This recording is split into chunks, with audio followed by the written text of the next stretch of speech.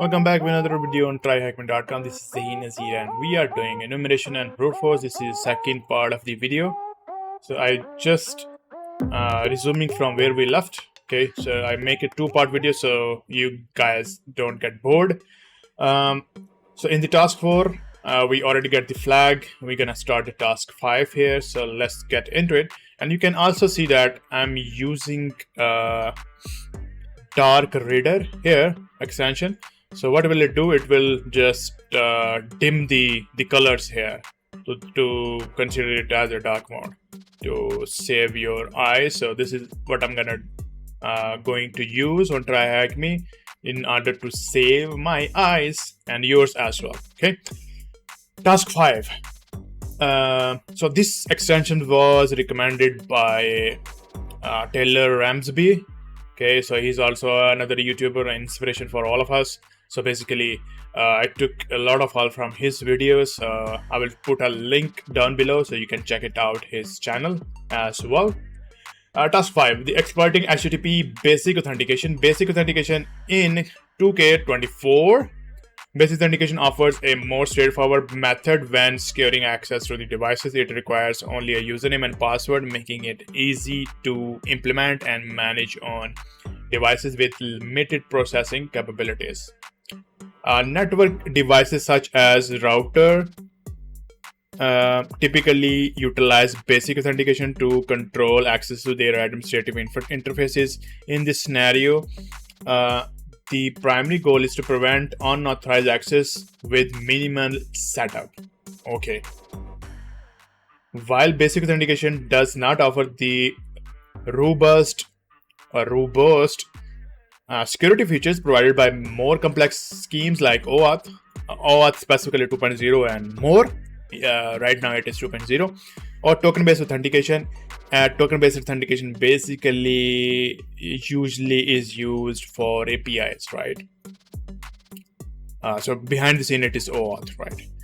It typically makes it suitable for environments where session management and user tracking are not required or managed differently. For example, in devices like routers that are primarily accessed for configuration changes rather than regular use, the overhead of maintaining session state is unnecessary and could complicate device performance. Okay, and also, I mean, the more the surface area you have on the device, that means the vector of attack will be bigger, right? So in order to minimize all of this, they basically go for basic authentication or token-based authentication.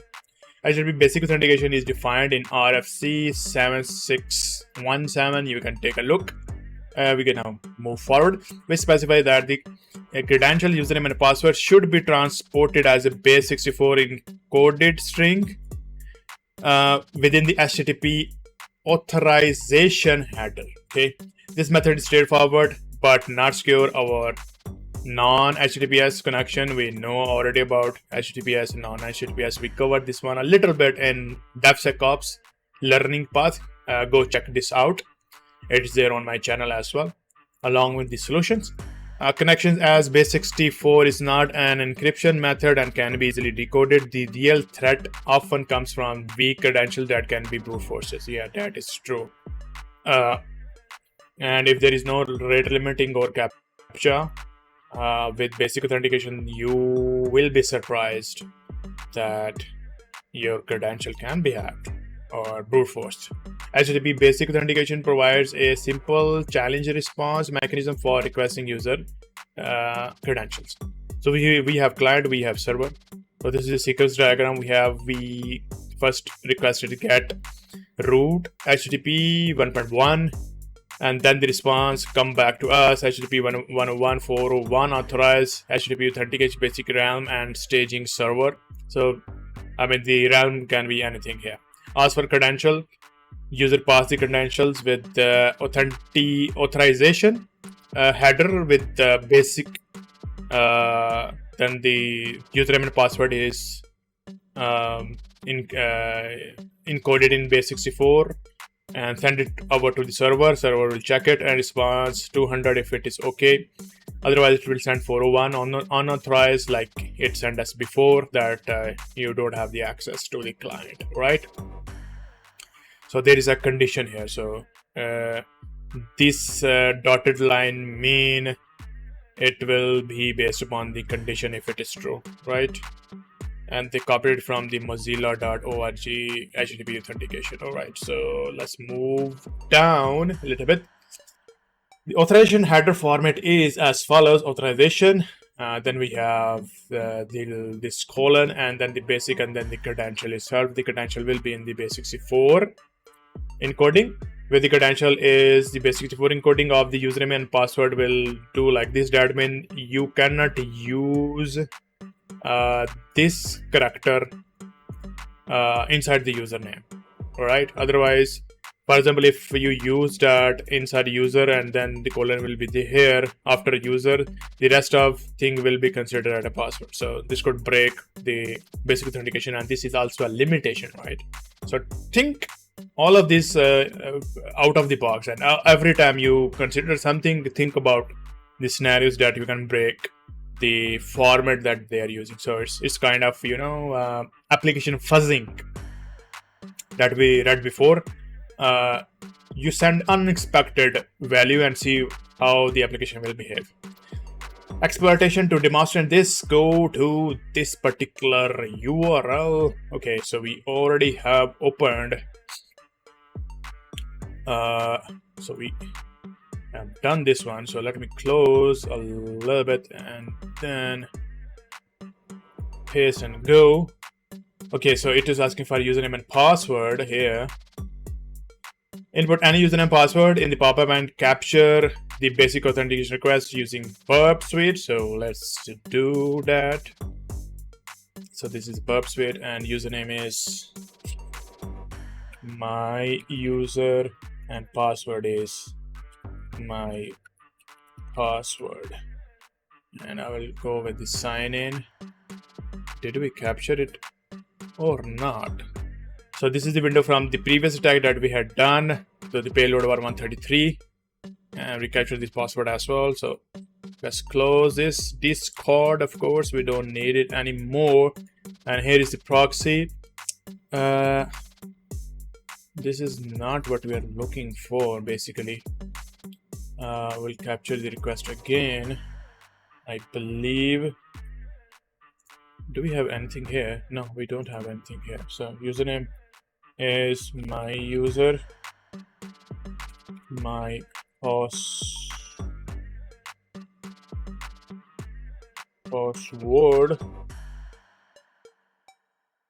Why I'm not able to capture it, guys? What is happening here? What is happening here? Okay, wait. Yeah, so we get the GET request at least. I think this is a with this session or something. Alright, so let's pass username, password. Let's see. Yeah, now we have the post request here. We captured it. It is still going with the GET request. Okay, we're still going with the GET request, and we are passing some value here, as you can see.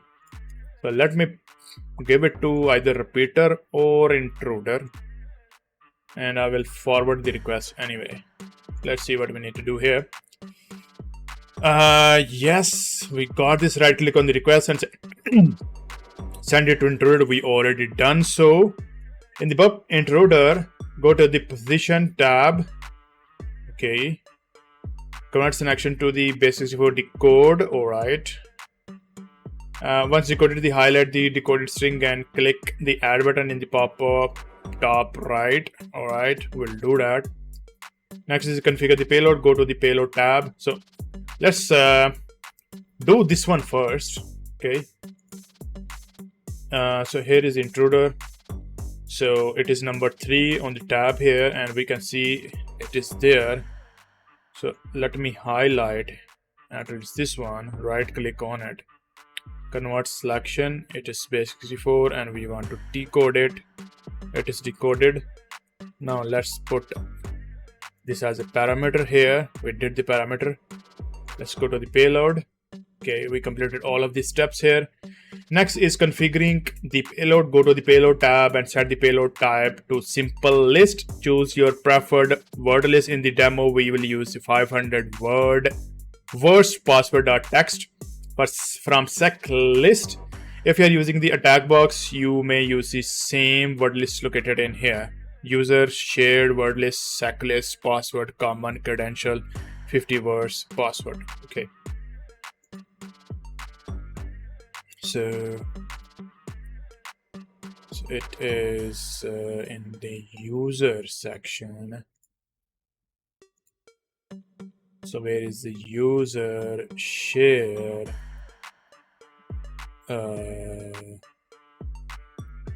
It should be passwords.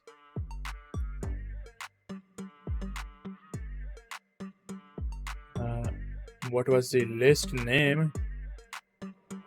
Word list. www. There is a word list. We need to go with the sec list. So we are going with the passwords, which is already selected, and we're going with the common passwords, I think, common credentials, and 500 words password, and we're gonna open it.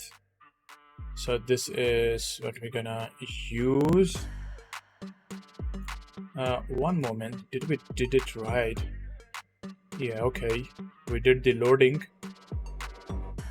But I think we need to do something here. Okay, since the header is base64 encoded, we need to add two rules in the payload processing section. The first automatically adds a username to the password, and so the instead of 11123456, the payload will be admin12. Okay, so in order to do that, we need to add a processing payload processing. So we need to add a prefix admin and then the colon. So the admin is the user.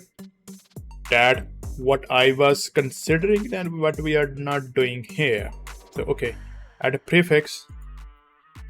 It is admin and then the colon, and now the payload will be admin colon and then the password itself, right? Okay, we are good. The second rule will be base64 encode combined username and password from the supplier list. Okay, so the second is encode base64 encode. All right, so the second will be encode, and we are choosing just base64 encode and done.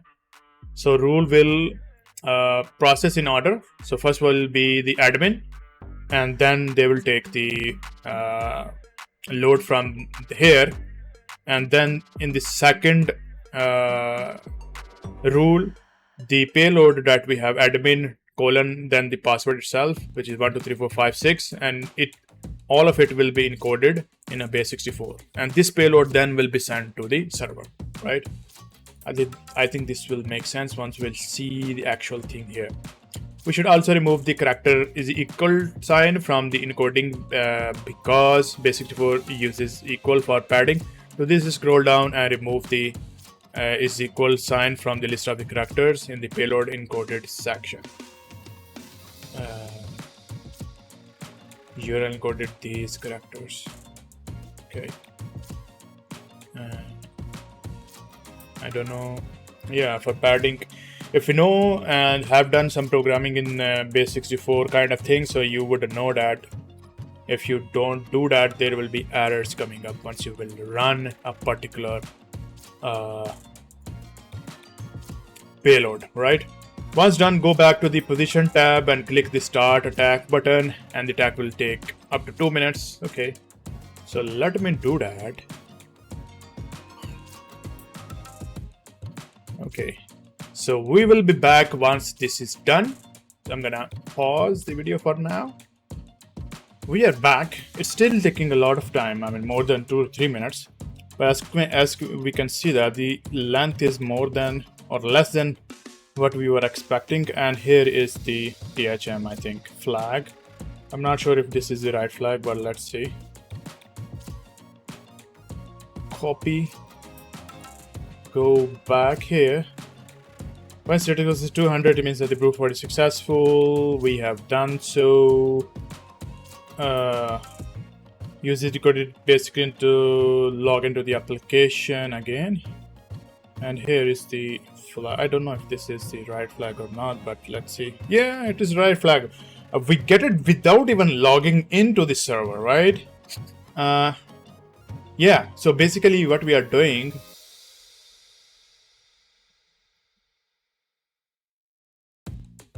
so once we sent the request itself, the get request itself, so the response, within the response, we get to know that, okay, so this is the response, but we did not get the actual password or the payload, right? So let's see what was the actual payload. So payload was this one. Let's see if we can convert this to, okay, so the password is yellow, all right? Copy, so password is yellow, okay? So we are good to go. Try using the Hydra instead of Burp to brute force the password. Okay, let's see how we can do that. So maybe Hydra will take less time to do it. Let's see if we have Hydra. I have used a couple of times, but not much. So let's see how we're gonna use it basically. So here is the options we have. We have the login, we have the pass, we have the file, the colon separated format instead of the L option. Colon separated. Okay, so we can pass either file or either pass, and then service module. Where is the URL? Target DNS IP or this one or the M option. So here is the example: L user password list, and then the actual URL. So let's try this. What is our actual URL? It is here. Right, base of authentication.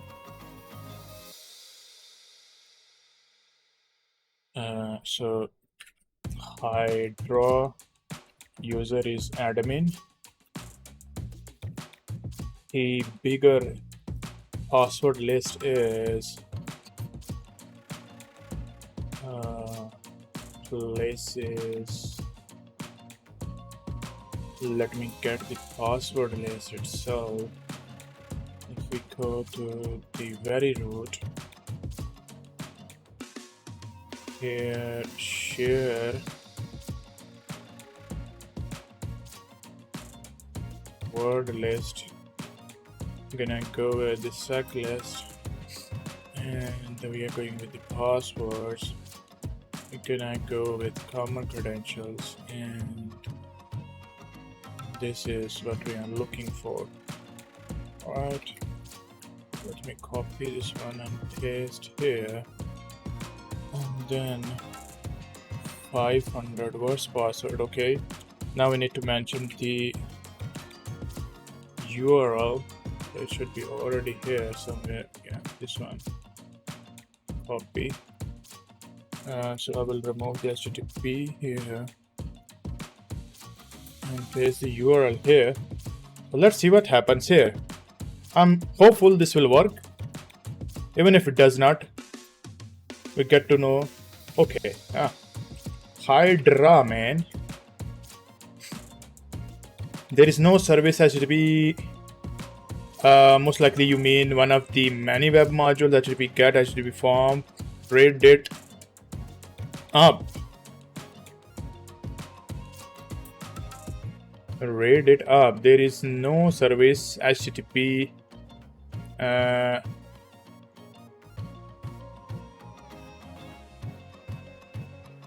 Do I need to mention HTTP get or something here? There is no service. Most likely you mean one of the many web modules. It is HTTP get. So let's go with the HTTP get. Just trying to guess it. What happens here?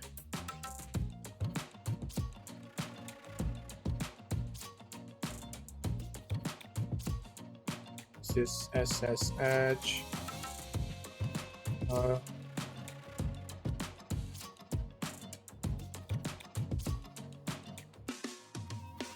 What is happening here, guys? What the services are here? So there is a SOC, and this is the HTTP Hydra proxy. So I don't know how to use it. So let's do one thing. Let's find out how to use it, and then we're gonna do it here anyway.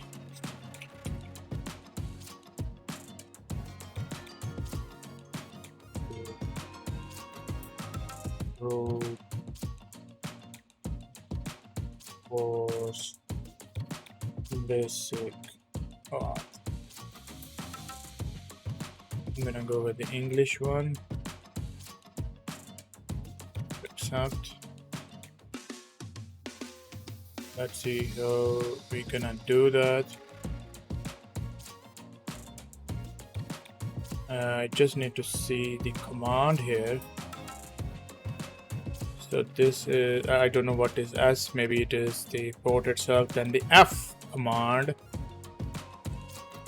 F basically is the IP address. Why do I need the IP address? And then the method itself, and then it should work. Do I need to get the IP address? Maybe. What if I don't use the IP address and just go along? So let's try to use this command here. So I will go back to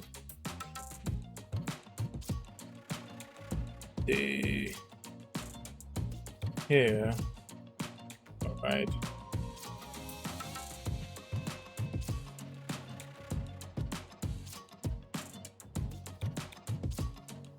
So they are expecting IP address. I don't know what is the IP address here, but let's see.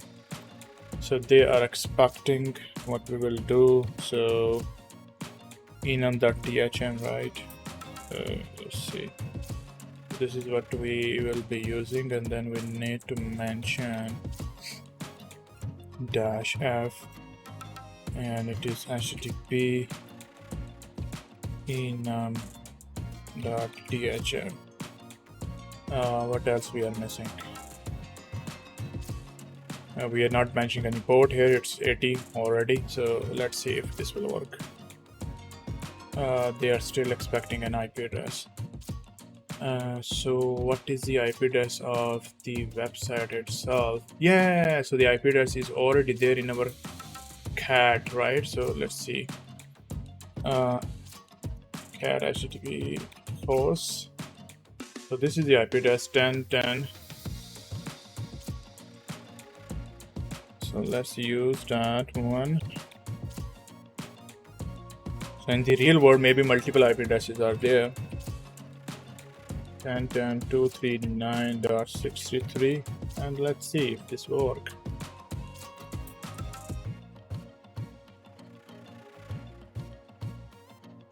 HTTP get labs basic auth.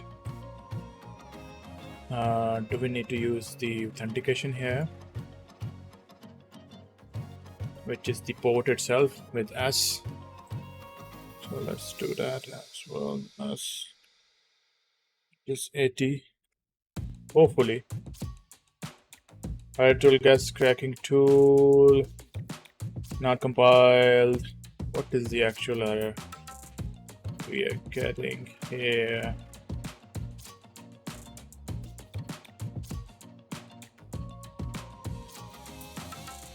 Then text is this one. S is the port, L is the file, P is the file. Login we already mentioned here. Let's see. Maybe we're doing something wrong here.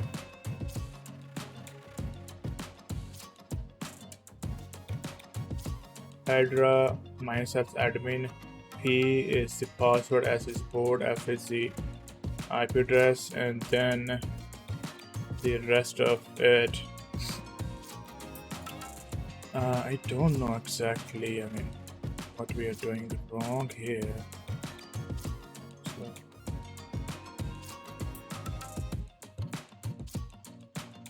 So this is basically, this is the actual thing that we need to do, and it is also a GET request.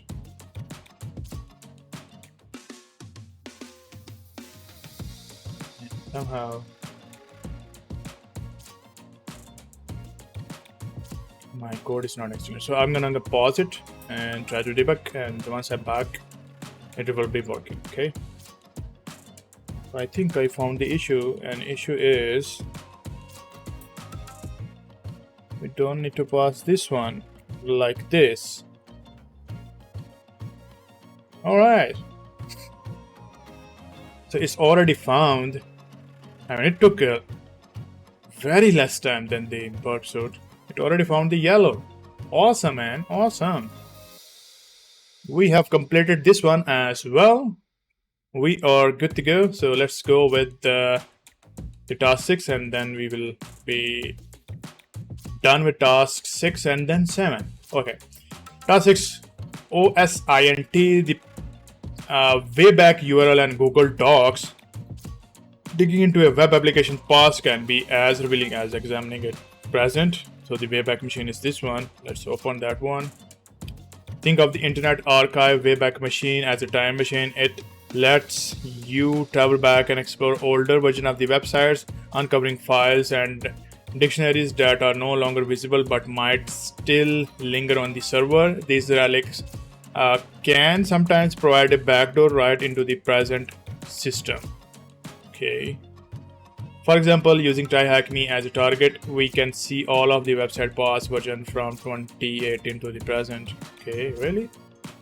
So let's try that one. TryHackMe.com. So we have 2018 as well. Here is the first version. Let's see what we have here.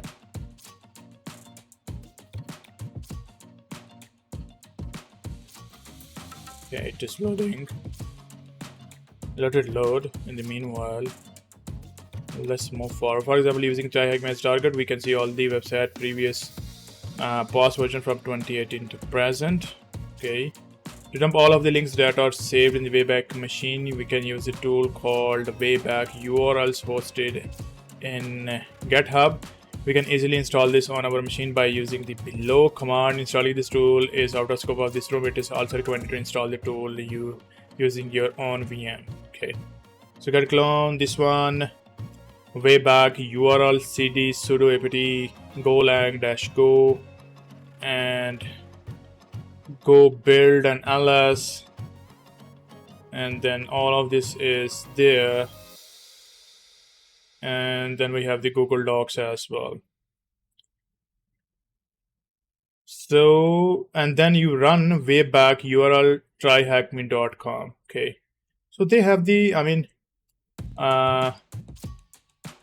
the package itself as well, right? That you can use without, visiting the website itself. They will just give you the website to your local directory here. So if you want to use it, go ahead and do it. Since it is not in the scope, so we're gonna move forward.